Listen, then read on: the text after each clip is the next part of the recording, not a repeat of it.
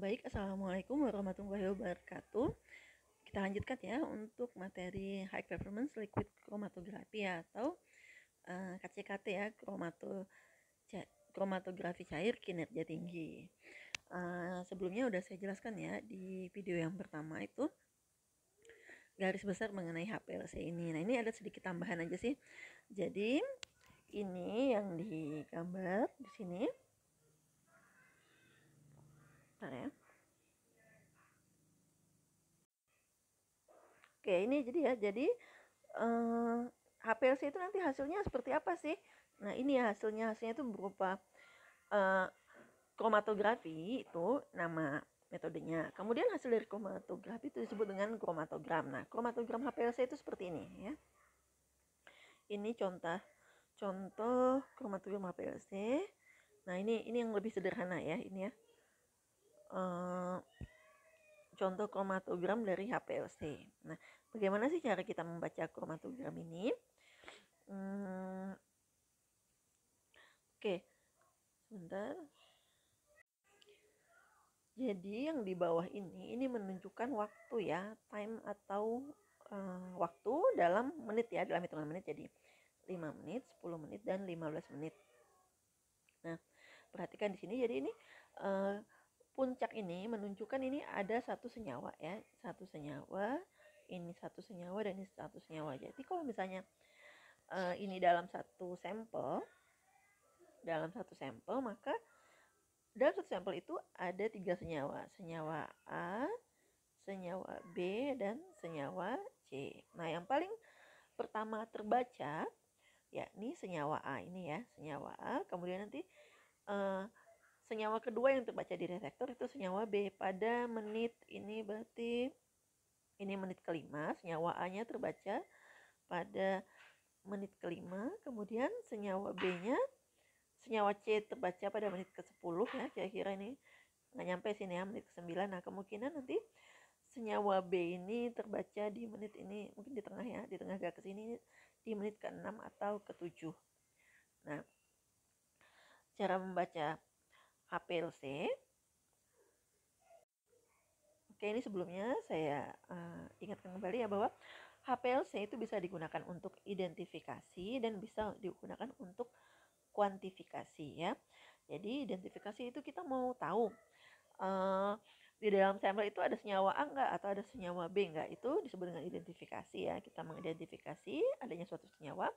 Kemudian HPLC itu juga digunakan bisa untuk kuantifikasi ya, atau kita mengetahui berapa sih kadar senyawa tersebut dalam sampel. Nah, kalau dari hasil kromatogram tadi yang ini kromatogramnya cukup sederhana, ini contoh saja. Jadi kalau dari hasil kromatogram tadi, maka retention time-nya ya, atau waktunya ini bisa digunakan untuk menentukan senyawanya senyawa apa. Kemudian cara mengukur kadar senyawa atau kuantifikasinya itu dengan mengukur ini ya, luas dari puncak. Kita namakan yang satunya bentuknya begini, yang seperti bukit ini nih, puncak ya. Jadi satu puncak, satu peak namanya, peak ya, PEAK. Kemudian ini puncaknya, puncak 2, dan ini puncak 3 ya. Jadi ada 3 puncak, berarti kita bisa identifikasi ada 3 senyawa di dalam sampel. Kemudian kita juga bisa ketahui tadi, misalnya kalau saya contohkan tadi ini senyawa A, senyawa B, dan senyawa C, maka kita bisa tahu berapa sih kadar senyawa A di dalam sampel, berapa kadar senyawa B di dalam sampel, dan berapa kadar senyawa C di dalam sampel. Ya, ini ya. Pertama kita akan bahas mengenai retention time ya, atau ada yang menyebutnya RT ya, atau retention time, atau TR ya, time retention, yaitu waktu yang dibutuhkan suatu senyawa untuk terbaca di detektor. Cara menghitungnya ya, RT dihitung dari mulai sampel diinjeksikan sampai puncak maksimum yang terekam di detektor ya. Jadi ini kalau di sini ya, berarti cara menghitung TR-nya dari waktu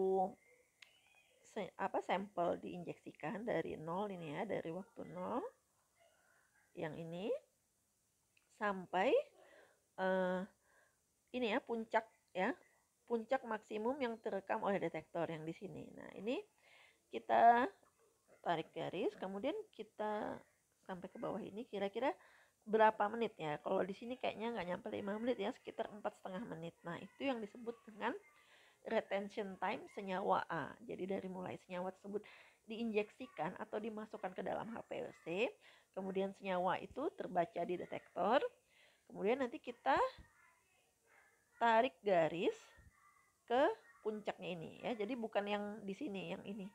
Bukan yang ini RT-nya, tapi puncak yang ini. Ini kan puncak itu bentuknya dari ini ya. Ini misalnya kan, ini sebenarnya waktu terbacanya di sini ya, tapi kita hitung RT-nya atau retention time-nya itu dari titik puncak maksimumnya, berarti yang di sini. Nah, jadi kalau misalnya dia terbaca ini di menit, ini kan menit kelima ya, menit kelima, 67 anggap di sini menit ke-7 ya. Yang ini, ini menit ke-7. Nah, berarti yang di tengah ini kemungkinan di menit ke-8 ya. Anggap saja menit ke-8, maka nanti retention time-nya itu bukan menit ke-7 ya untuk senyawa B, tapi di menit ke-8. Oke. Nah, oke ya, tadi kita kan sudah menentukan misalnya tadi ini senyawa A, yang ini tadi retention time-nya anggap 4,5 menit ya, 4,5 menit. Nah, kita mau tahu senyawa ini sebenarnya senyawa apa, artinya udah diketahui 4,5 menit, maka kita coba standarnya. Jadi standarnya itu misalnya kita menduga bahwa senyawa A ini merupakan flavonoid ya, flavonoid, sehingga kita cek dengan standar yang ini ya. Ini ya, identifikasi itu membandingkan waktu retensi sampel dengan standar. Jadi kita tahu waktu retensi sampelnya berapa, kemudian kita cek standar. Standar itu jadi senyawa yang sudah kita ketahui itu senyawa apa ya, atau kontrol istilahnya ya, kontrol positif. Misalnya begini, sampelnya, misalnya kita pakai obat ya, sampel Sanmol. Sanmol itu kan isinya paracetamol. Kita mau tahu benar nggak sih di dalam Sanmol itu ada paracetamol. Nah, kemudian Sanmol itu kita masukkan nih ke dalam HPLC. Oh, kemudian nanti ada puncaknya ini ya, ini puncaknya begini. Oke. Nah, terus kita di lab punya senyawa paracetamol murni. Nah, itu juga kita suntikan atau kita masukkan ke dalam HPLC. Nah, kemudian nanti terbacanya di menit keberapa. Nah, kalau misalnya ini tadi sampelnya di menit ke 4,5 menit. Nah, kita cek standar tadi ya, paracetamol di lab, paracetamol murni yang udah kita ketahui, oh ini senyawa paracetamol, kita masukkan ke HPLC dan ternyata di HPLC nilai RT-nya juga 4,5. Maka kita bisa confirm atau kita bisa konfirmasi bahwa senyawa pada sampel itu karena nilai retention time-nya sama 4,5 menit, itu merupakan senyawa paracetamol ya. Bentar. Ini yang dimaksud di ini ya, identifikasi itu membandingkan waktu referensi sampel dengan standar. Jadi standar itu senyawa yang sudah diketahui ini senyawa apa gitu, sudah teridentifikasi ya. Kita bandingkan dengan sampel, sama nggak waktu retention time-nya. Kalau misalnya sama, oh iya berarti sampel ini merupakan senyawa A. Misalnya kita mau cek flavonoid, kita cek dulu senyawa flavonoid yang ada di lab itu, kita masukkan HPLC, oh retention time-nya 10 menit. Kemudian kita cek sampel ternyata ada satu senyawa yang juga nilai retention time-nya 10 menit ya, waktu terbaca di detektornya 10 menit. Oh ya, berarti kita bisa konfirmasi bahwa senyawa pada sampel itu merupakan flavonoid ya. Ini yang dimaksud dengan tadi identifikasi. Nah, kemudian selain dengan identifikasi, di HPLC itu juga kita bisa melakukan kuantifikasi atau mengukur kadar. Nah, mengukur kadar ini berdasarkan luas puncak atau peaknya ya. Nah, ini ya, jadi ini kan peaknya beda-beda ya, ukurannya ada yang besar, ada yang sedang, dan ada yang kecil. Nah ini sebenarnya menggambarkan kadar senyawa tersebut di dalam sampel. Jadi kita bisa ketahui nih, tadi misalnya tadi ya, senyawa A itu di dalam sampel kadarnya ada berapa, senyawa B di dalam sampel kadarnya ada berapa, dan senyawa C di dalam sampel kadarnya ada berapa. Itu dengan menghitung luas peak ini ya, luas peak atau puncak ini, kemudian nanti dikonversikan dari luas tersebut, kemudian nanti dikonversikan sehingga diperoleh kadar senyawa tersebut ya. Itu garis besarnya, cuma cara perhitungannya nanti tidak perlu dipelajari lebih lanjut ya, tapi yang penting tahu ya bahwa untuk mengukur atau mengkuantifikasi sampel pada HPLC itu dilihat berdasarkan luas puncak ya, luas puncak yang terbaca di kromatogram. Kemudian yang perlu juga diingat bahwa tadi ya, kegunaan HPLC tadi ya untuk identifikasi dan untuk kuantifikasi. Kemudian juga perlu juga diingat bahwa HPLC sesuai namanya ya, high pressure liquid chromatography. Jadi sampel pada HPLC itu pasti berupa cairan. Nah, kalau misalnya kita mau cek suatu sampel yang bukan berupa cairan, apakah bisa? Bisa, asal si sampel itu bisa dilarutkan secara sempurna dalam pelarut tertentu ya. Jadi kalau misalnya kita mau cek tablet di HPLC bisa nggak?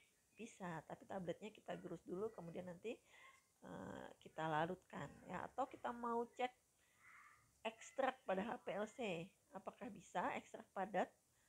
Bisa, tapi nanti ekstraknya kita larutkan dulu di dalam pelarut tertentu, kemudian nanti baru bisa dicek di KCKT ya, atau HPLC ini.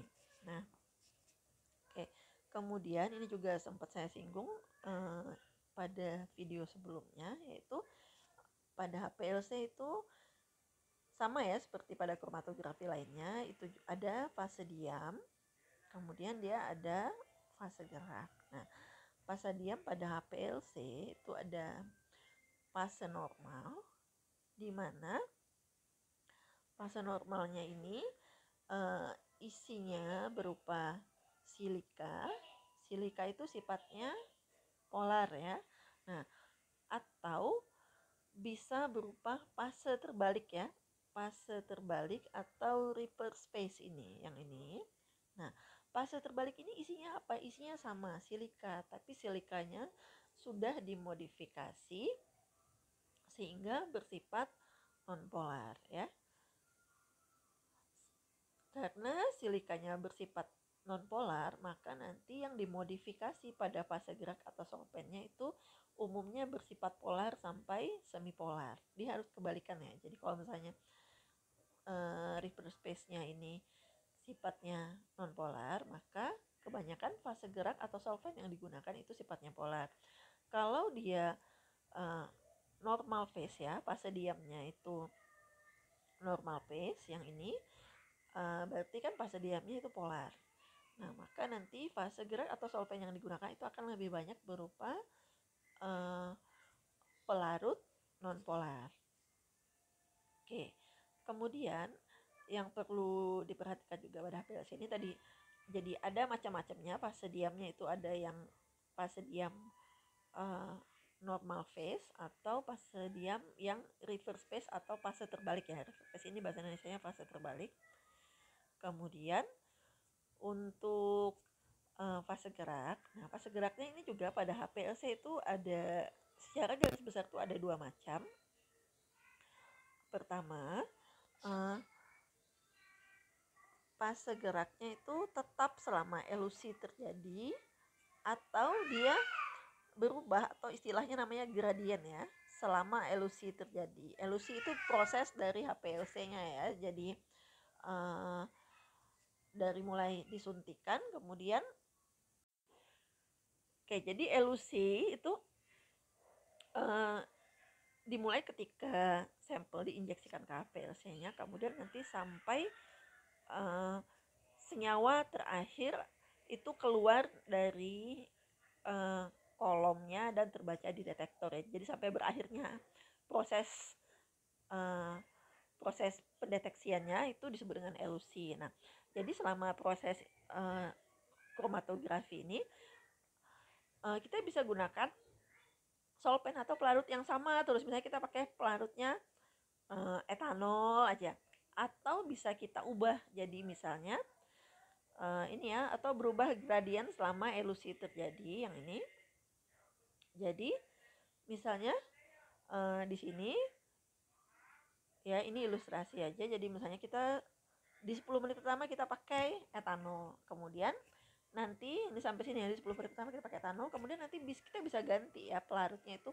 Oh, nanti 10 sampai 15 menit ini pakai pelarut yang lain. Misalnya pakai tadi awalnya metanol, kemudian 10 sampai 15 menit ini kita pakai etanol ya. Jadi pada HPLC ini memang lebih gampang dimodifikasi ya. Jadi fase diamnya kita bisa modifikasi tadi ya, fase diam yang normal atau fase diam yang terbalik. Kemudian solvennya pun itu bisa kita modifikasi juga. Jadi apakah pakai solvent yang sama selama proses elusi terjadi, atau kita bisa pakai solvent yang berbeda, disebut dengan gradien ya. Gradien itu artinya bertingkat selama elusi terjadi. Oke. Baik, saya kira itu aja tambahan buat HPLC ini. Nanti kita diskusikan lagi ya mengenai materi HPLC ini di pertemuan selanjutnya. Terima kasih. Assalamualaikum warahmatullahi wabarakatuh.